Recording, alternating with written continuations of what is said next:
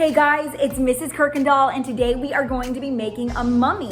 And we are going to be using an orange in order to do this project. It's going to be a lot of fun, and you don't need your mummy to help you. All right guys, let's get started. All right guys, let's go over the supplies that you need in order to make a mummy. The very first one is going to be, you are going to need an orange. So make sure you have an orange handy. The next is either a butter knife or a pair of scissors in order to make your incision on your mummy. So make sure you have that. If you have none of those, please get a parent to help you make the incision, and then they can use whatever tool they have, okay? But if you do not have a plastic butter knife or a pair of scissors, please have your parents do that for you. All right, other materials you need are cotton balls. You need cotton balls. You need cinnamon. This is our spice of choice. You will need baking soda. You are going to need gauze. You are also going to need some sparkle, some shimmer, a pop of glimmer for your mummy, because they did pack that mummy with a lot of jewelry. So you're gonna need some jewelry too. You are going to need glue.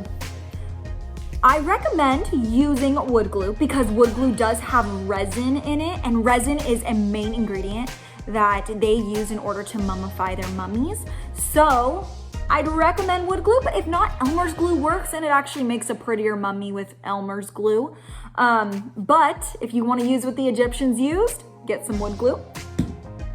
You are also going to need some antiseptic alcohol. This is the stuff you find in first aid kits to help heal wounds. So get some of this to clean up your mummy. And of course, you're gonna need some cotton balls, all right?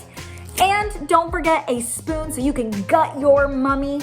And that's it, guys. Let's get started. All right, guys, step one, I made an incision into my mummy. Now you wanna make this as small as you possibly can. I know you have to fit like a spoon in there in order to gut your mummy, but you are going to need to make it as small as you can, because the Egyptians would make really small incisions and they would pull out brains, they would pull out organs, but then they had to sew it back up, cover it up, and they would cover the incision with an amulet, and that's what we're gonna do as well, to keep out the evil spirits. So right now, make an incision in your mummy, and then we're gonna gut this thing. Okay guys, right now I am gutting my mummy. It is so gross, but pretty cool. I'm trying not to split. I already did a little bit, but try not to split the incision. You make too much, because it will be really hard to patch back up. It's going to get everywhere. So make sure when you're done, you wipe up your parents' counters and don't leave a huge mess, okay?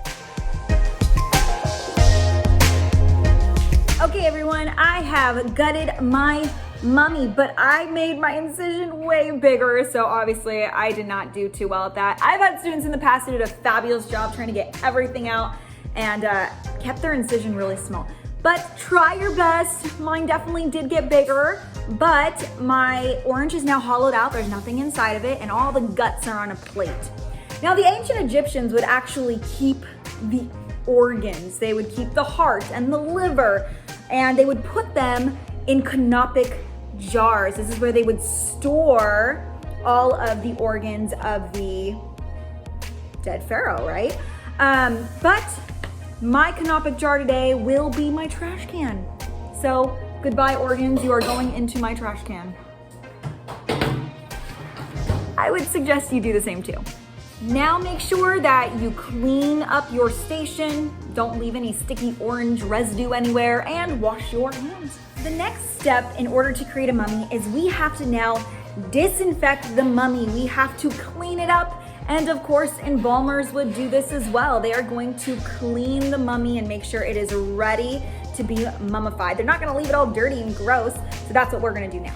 You are gonna get a cotton ball and your cleaning alcohol. And this cleaning alcohol is also going to help in drying out the mummy. So we know that the Egyptians dried out their mummies as well That's how they preserve the body. It had to get all dried out and all the liquid taken out of the body. So this is going to help in that, and then we're gonna do a few other things that are gonna help dry out this orange.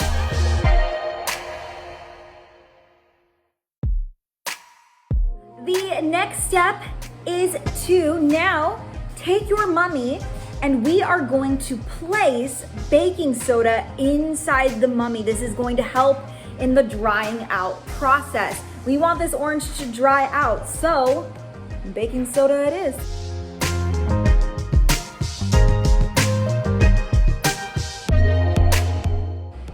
So, I don't know if you can see this, but the inside of my mummy is nice and coated.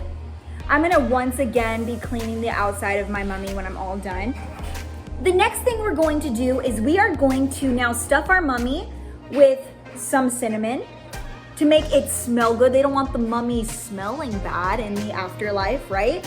So we've got to make our mummy smell good. So our spice that we're using is cinnamon.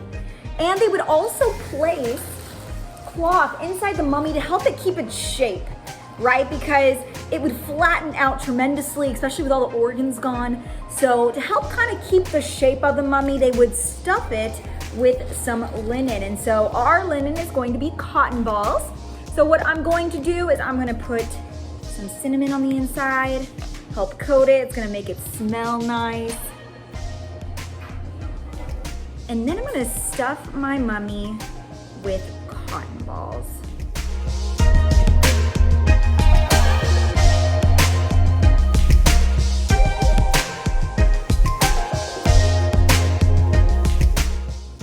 Okay guys, the next thing we're gonna do is we are going to clean up our mummy. I'm gonna get a new plate so I don't have all this stuff on there. New plate. And we are going to clean it one last time. Also, this will help in the drying out process. See? Okay, so my wood glue lid was completely dried over, stuck together. So I put some wood glue on a plate. And now I'm going to try to seal up my mummy's opening right here, this incision that I made. And I might have to use a cotton ball in order to do this. So let's see how this works.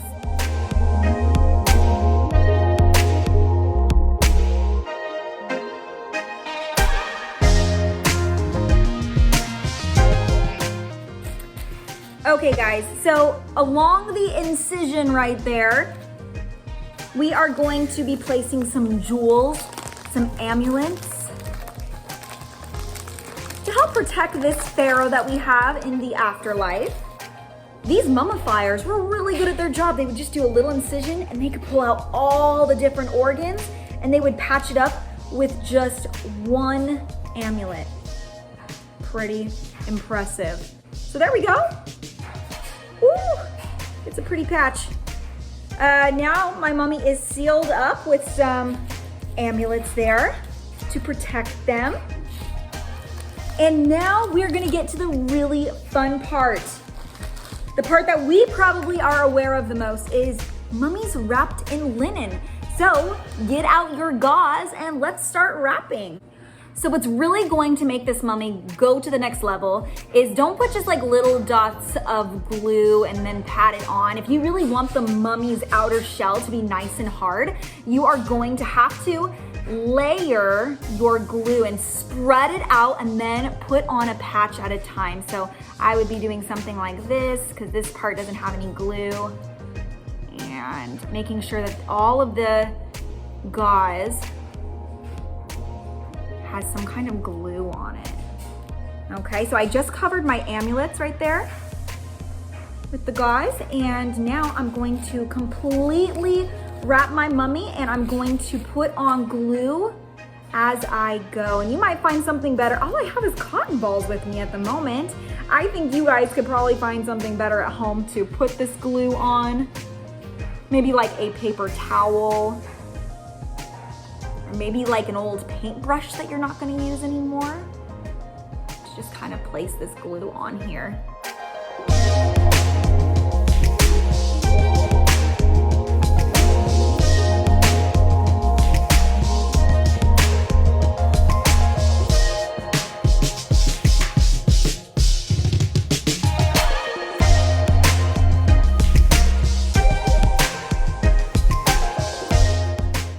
Now, the tighter you wrap your gauze, the better your mummy is going to look.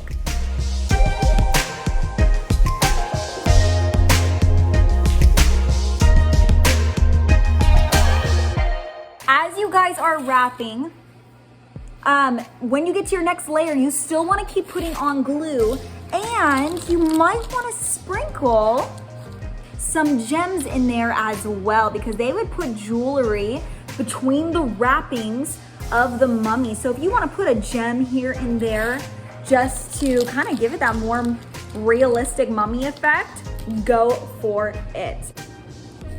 All right, guys, I'm almost done wrapping up my mummy. So I put some amulets in between.